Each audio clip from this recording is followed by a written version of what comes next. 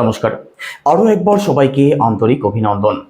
আজকের এই আলোচনাটি মূলত কুম্ভ রাশির মানুষদের জন্যই গুরুত্বপূর্ণ থাকবে, কারণ আজকের এই আলোচনার মধ্যে দিয়ে আমরা জানবো বছরের অন্তিম 6 মাস, অর্থাৎ জুলাইয়ের পর থেকে ডিসেম্বর, এই 6 মাস কুম্ভ রাশির মানুষদের জন্য কেমন থাকতে চলেছে, আর সেই সম্বন্ধিত 7টি মহাভবিষ্যৎবাণী নিয়ে আজ আলোচনা করব।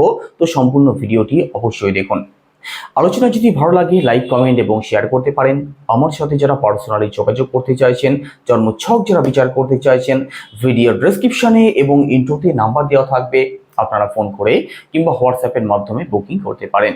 আর আপনি যদি একজন নতুন দর্শক হয়ে থাকেন, এটাই সব থেকে ভালো সময় চ্যানেলটিকে সাবস্ক্রাইব করে নেওয়ার জন্য। তো চলুন আলোচনা শুরু করা যাক।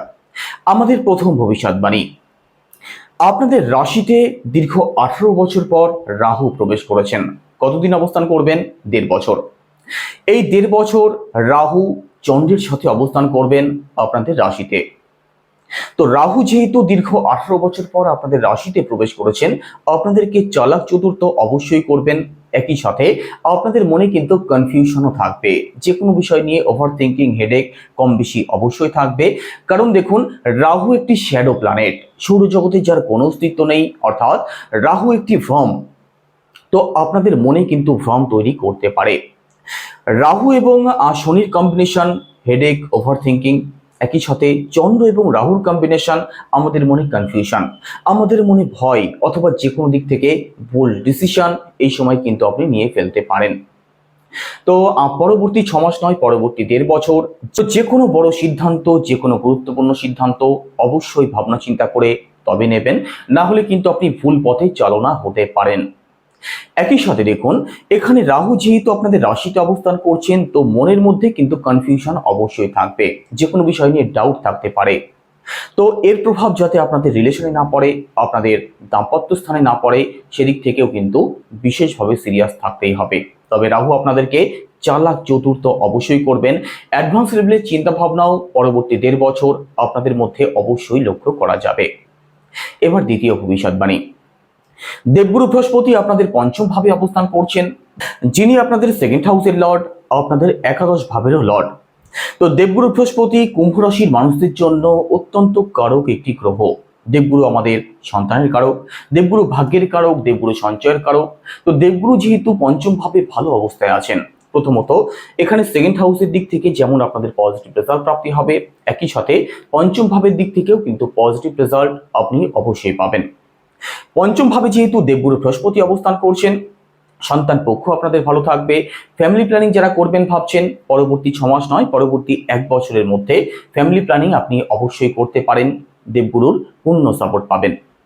একই সাথে দেখুন, পঞ্চম ভাব থেকে আমাদের রিলেশনকে বিচার করা হয়, তো রিলেশনের জায়গাটাও আপনাদের বেটার হতে দেখা যাবে। পরবর্তী 1 বছরের মধ্যে লাভ ম্যারেজ যারা করতে চাইছেন অবশ্যই করতে পারেন। নতুন করে কোনো ফ্রেন্ডশিপ আপনাদের হতে পারে, সেই সম্ভাবনাও রয়েছে। একই সাথে জ্ঞান বুদ্ধির জায়গাটাও কিন্তু আগের থেকে আপনাদের বেটার হতে দেখা যাবে, কারণ পঞ্চম ভাব থেকে আমাদের জ্ঞান বুদ্ধিকেও বিচার করা হয়। তো জ্ঞান বুদ্ধি আপনাদের মধ্যে অবশ্যই থাকবে। তবে চন্দ্রের সাথে যেহেতু রাহু অবস্থান করছেন, যে কোনো বড় সিদ্ধান্ত নেওয়ার আগে একটু ভাবনা চিন্তা করে তবে সিদ্ধান্ত নেবেন। এবার তৃতীয় ভবিষ্যৎবাণী, কর্মফলদাতা শনিদেব আপনাদের সেকেন্ড হাউসে অবস্থান করছেন। আপনাদের রাশিতে বর্তমানে 7.5 শেষ চলন চলছে, আর মাত্র 2.5 বছর, তারপরেই আপনারা 7.5 প্রভাব থেকে মুক্ত হয়ে যাবেন।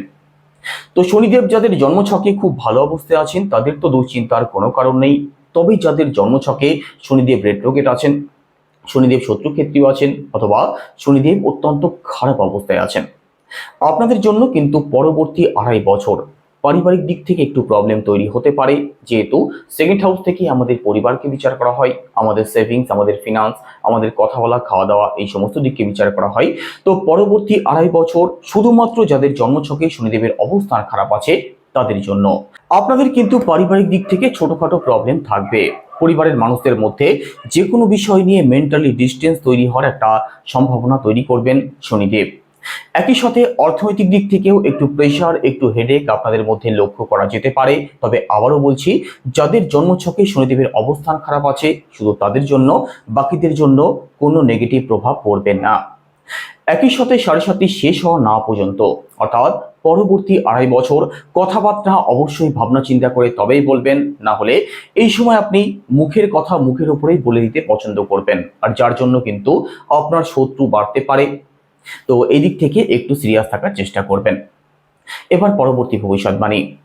দেবগুরু বৃহস্পতি আপনাদের একাদশ ভাবের লর্ড, আর একাদশ ভাবে দেবগুরু দৃষ্টি পড়বে পরবর্তী 1 বছর। একাদশ ভাব থেকে আমাদের ওভারঅল সাকসেসকে বিচার করা হয়, আমাদের স্যাটিসফ্যাকশনকে বিচার করা হয়, আমাদের কমফোর্টকে বিচার করা হয়, আমাদের এক্সপেকটেশনকেও বিচার করা হয়। তো দেবগুরু বৃহস্পতি আপনাদের পঞ্চম ভাবে অবস্থান করে যেহেতু আপনাদের একাদশ ভাবের লর্ড হয়ে একাদশ ভাবেই দৃষ্টি ফেলবেন, যে কোনো দিক থেকে কিন্তু সাকসেস প্রাপ্তির একটা সম্ভাবনা অবশ্যই থাকবে। যারা চাকরির চেষ্টা করছেন আপনাদের চাকরি প্রাপ্তি হতে পারে। একই সাথে আগে থেকে যারা চাকরি করছেন আপনাদের কর্মজীবনের দিক থেকে বড় কোনো অ্যাচিভমেন্ট আসতে পারে, অথবা বড় কোনো সাকসেস প্রাপ্তি হতে পারে। হঠাৎ করে এমন কিছু আপনাদের প্রাপ্তি হতে পারে যার আশায় আপনি করেননি। তো ওভারঅল সাকসেসের জায়গাটা আপনাদের অবশ্যই অ্যাক্টিভ থাকবে, কিছু প্রাপ্তি আপনাদের হতে পারে। সেভিংসের দিকটাকেও দেবগুরু বৃহস্পতি অবশ্যই বেটার করবেন। আপনাদের ইনকামের জায়গাটা আগের থেকে বেটার হতে নিশ্চিতভাবে দেখা যাবে। একই সাথে দেখুন আপনাদের মধ্যে কিছু এক্সপেকটেশনও বাড়বে, তবে শুধু এক্সপেকটেশন বাড়বে সেটাই নয়, আপনাদের কিন্তু সেই মনের আশা আকাঙ্ক্ষাগুলো দেবগুরু বৃহস্পতি পূরণ করবেন। তো একাদশ ভাবে দেবগুরু দৃষ্টি আপনাদের জন্য অত্যন্ত পজিটিভ ফলদায়ক থাকবে। এবার স্বাস্থ্যের কথা যদি বলা হয়, দেখুন এই 6 মাসের মধ্যে মেজর স্বাস্থ্যের দিক থেকে কোনো দুশ্চিন্তার কোনো কারণ নেই, মেজর কোনো ইস্যুর কোনো সম্ভাবনা নেই পরবর্তী 6 মাসের মধ্যে। তবে জুলাই মাসে বুধের অবস্থান ভালো থাকছে না। বুধ আপনাদের পঞ্চম ভাবের লর্ড, আর পঞ্চম ভাব থেকে আমাদের পেটকে বিচার করা হয়। তো সম্পূর্ণ জুলাই মাসে পেটের দিক থেকে একটু সিরিয়াস থাকার চেষ্টা করবেন। স্টমাক, ডাইজেশন অথবা গ্যাস্ট্রিক এই সংক্রান্ত প্রবলেমে কিন্তু আপনাদের ভুগতে হতে পারে। গ্যাস, অ্যাসিডিটি, বদহজমের সমস্যা কম বেশি থাকতে পারে জুলাই মাসে। বিশেষ করে যাদের সুগার আছে, যাদের ডায়াবেটিস আছে, আপনাদেরকে কিন্তু নিজেদের খাওয়া দাওয়ার উপরে কন্ট্রোল রাখতেই হবে, না হলে আপনি প্রবলেমে পড়ে যেতে পারেন। বাইরের খাবার, স্ট্রিট ফুড অথবা তৈলাক্ত কোনো খাবার আপনি যত অ্যাভয়েড করতে পারবেন জুলাই মাসটা ততই আপনাদের জন্য মঙ্গলজনক থাকবে। একই সাথে 28 জুলাইয়ের পর থেকে 13 সেপ্টেম্বর এই সময়টাতে মঙ্গল আপনাদের অষ্টম ভাবে অবস্থান করবেন, আর অষ্টম ভাবে মঙ্গলের অবস্থান কোনোভাবেই ভালো থাকবে না। তো এই সময়টার মধ্যেও কিন্তু আপনাদের মধ্যে হেডেক বাড়তে পারে। এই সময়টার মধ্যে মাইগ্রেন সংক্রান্ত সমস্যা আপনাদের দেখা দিতে পারে, ব্যাক পেনের সমস্যা থাকতে পারে, বিশেষ করে শোল্ডারের দিক থেকে। তো এই সমস্ত দিক থেকেও একটু সিরিয়াস থাকার চেষ্টা করবেন। তবে আবারও বলছি, মেজর কোনো ইস্যুর সম্ভাবনা থাকছে না। একই সাথে পরবর্তী ভবিষ্যৎ বাণীর কথা যদি বলা হয়, সেক্ষেত্রে কেতু অবস্থান করছেন আপনাদের সপ্তম ভাবে। সপ্তম ভাব থেকে আমাদের দাম্পত্য জীবনকে বিচার করা হয়, আমাদের ব্যবসা বাণিজ্য, পার্টনারশিপ এই সমস্ত দিককেই সপ্তম ভাব থেকে বিচার করা হয়। তো প্রথমত কেতু এবং রাহু যেখানে অবস্থান করে সেই সংক্রান্ত দিক থেকে কিন্তু একটু আনস্যাটিসফ্যাকশন অবশ্যই নিয়ে আসে। তো প্রথমত দাম্পত্য জীবনের দিক থেকে কিন্তু একটু সিরিয়াস থাকার চেষ্টা করবেন। দাম্পত্য জীবনের দিক থেকে বিশেষ করে আপনার পার্টনারের মধ্যে কিছু বিষয়ে একটু চাপা স্বভাব আপনি লক্ষ্য করতে পারেন। তবে দাম্পত্য জীবন নিয়ে বিশেষ ভয়ের কোনো কারণ যদিও থাকছে না, তবুও একটু সিরিয়াস কিন্তু অবশ্যই থাকবেন। একই সাথে যারা পার্টনারশিপ করেন আপনাদেরকে তো চোখ কান খোলা রাখতেই হবে, না হলে কিন্তু আপনি ছলনা বিশ্বাসঘাতকতার শিকার হতে পারেন, কারণ রাহুর দৃষ্টিও পড়বে আপনাদের সপ্তম ভাবে। এছাড়া ব্যবসার সাথে যারা যুক্ত আছেন, ব্যবসা তো আপনাদের অবশ্যই ভালো চলবে, তবুও ব্যবসা নিয়ে কিন্তু আপনাদের মধ্যে একটু আনস্যাটিসফ্যাকশন আপনি অবশ্যই লক্ষ্য করতে পারবেন। তো দেখুন, সাড়ে সাতির যেহেতু শেষ চরণ চলে এসছে, শনিদেব আপনাদের সেকেন্ড হাউসে বর্তমানে অবস্থান করছেন। শনিদেব আপনাদের রাশি থেকে যেহেতু বেরিয়ে গেছেন, আগের থেকে 50 to 60% রিলিফ আপনি অবশ্যই পেয়ে যাবেন। বিগত 2.5 বছর ধরে আপনাদের মধ্যে যতটা হেডেক ছিল, যতটা প্রেশার ছিল, যতটা বাধা বিপত্তির সম্মুখীন আপনাদের করতে হচ্ছিল, তার থেকে 50 to 60% আপনি অবশ্যই বেরিয়ে আসতে পারবেন। এবার পরবর্তী ভবিষ্যৎবাণী। 16 আগস্টের পর থেকে 16 সেপ্টেম্বর পর্যন্ত রবি অর্থাৎ সূর্যদেব স্বরাশিতে অবস্থান করবেন। রবি আমাদের মান, সম্মান, নাম, যশ, প্রতিপত্তি, খ্যাতি, সরকারি যে কোনো কিছুর কারক।